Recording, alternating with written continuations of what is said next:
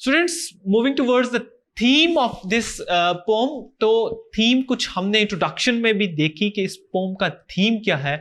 Actually हम apparently हम इस पोएम को रीड करते हैं तो हमें यूं लगता है कि ये एक जबरदस्त मास्टरपीस है नेचर की प्रेज में, यानी कि नेचर की खूबसूरती को इसमें प्रेज किया गया है। बट अपेरेंटली तो हमें ऐसा लगता है, लेकिन इसका एक एलोगोरिकल मीनिंग है, एक हिडन मीनिंग है, एक इसके वर्ड्स के पीछे एक बिहाइंड मीनिंग है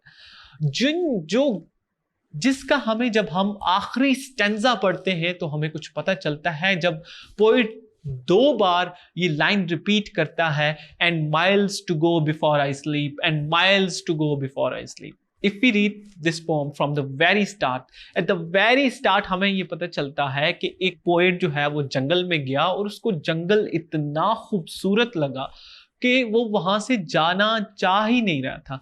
लेकिन जो साथ उसके घोड़ा है वो उसको भी कुछ अजीब लगता है कि मेरा मालिक क्यों इस जंगल में रुक गया है। यहाँ ना ही कोई फार्म हाउस है, ना ही करीब कोई और रहने की जगह है। तो इस घने जंगल में जब बर्फ पड़ रही है तो क्यों इस जंगल में रुक गया।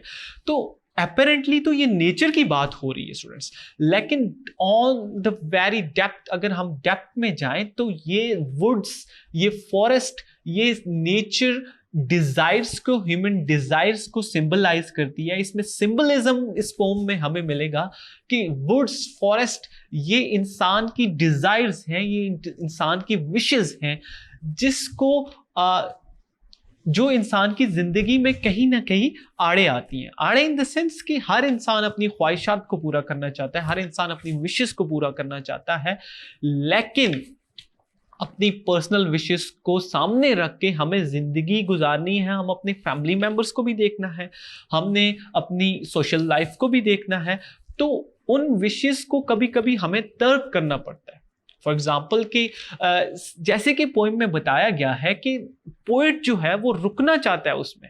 इट मीन्स कि पोएट्स अपनी डिजायर को फुलफिल करना चाहता है, लेकिन आखिर में ये बताया जाता है कि and miles to go before I sleep, यानी कि मुझे बिफोर आई स्लीप, स्लीप यहां पे सिंबलाइज कर रहा है डेथ को।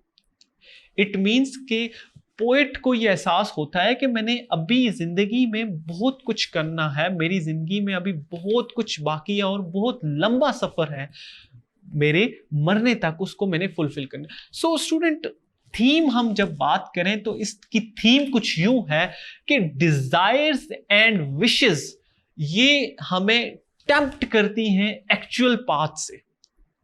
जो एक्चुअल पाथ है हमारा गोल्स की अचीव में या हमारी फैमिली मेंबर्स की लाइफ में हमारे जो इंपॉर्टेंस है, तो हमारी विशेस और डिजायर कभी कभी उसको हमें टेम्प्ट करती हैं कि हम उनको फुलफिल करें और हम जो हमारा मेन मकसद है, मेन गोल है, उसको बिल्कुल ही छोड़ दें।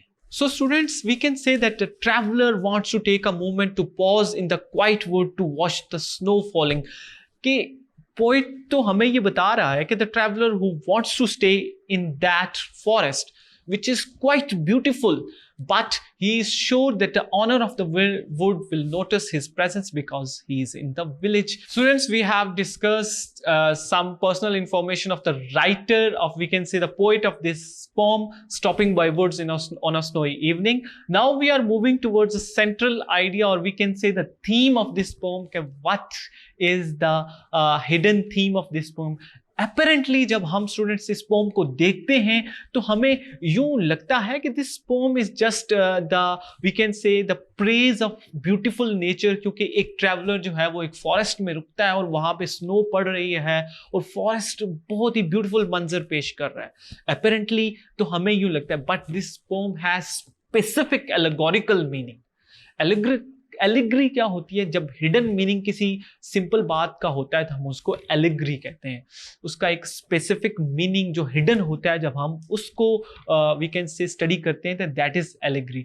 तो स्टूडेंट्स, इस पोम में भी एक स्पेसिफिक एलेगोरिकल मीनिंग है, और वो एलेगोरिकल मीनिंग क्या है कि students, your desires and your wishes, these are actually the temptation in the path of your real life। आपकी डिजायर्स और आपकी विशेस जो हैं, ये एक्चुअली टेम्पटेशन का काम करती है, ये आपको टेम्प्ट करती है कि आप अपने एक्चुअल पाथ से हट के आप अपनी डिजायर्स को फुलफिल करने लग जाएं। लाइक दिस वे हमें जब हम पोम को पढ़ते हैं तो हमें स्टार्ट में पता चलता है कि एक ट्रैवलर है, वो जंगल में रुक गया और बर्फ पड़ रही है, उसने अपना घोड़ा भी बांध लिया एंड घोड़ा भी बड़ा परेशान है कि मेरा मालिक यहाँ पे क्यों रुक गया।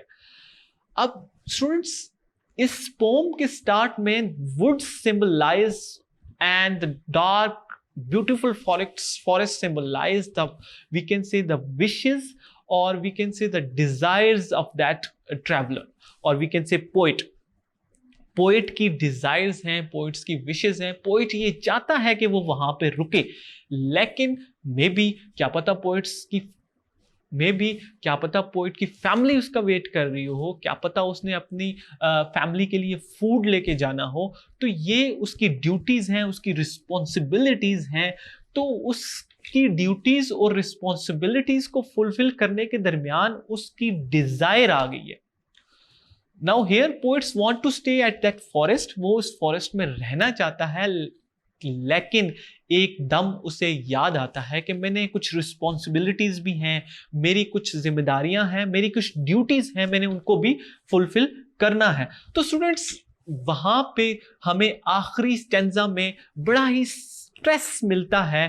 2 दफा एक लाइन को रिपीट किया जाता है, miles to go before I sleep and miles to go before I sleep.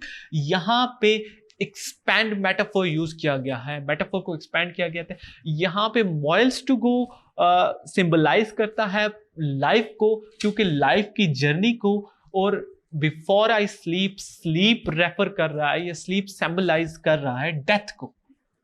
It means के अपनी रिस्पॉन्सिबिलिटीज को देख के पोएट ये कहता है कि I have to face a lot more in my life and I have to get going. मुझे आगे चलना पड़ेगा और अपनी इस डिजायर और विश को यहीं तर्क करना पड़ेगा। So this was the actually the theme of this pome, के your desires and your wishes are actually the temptation against your responsibilities and your duties. I hope you understand this theme very well. Let's move to the next video.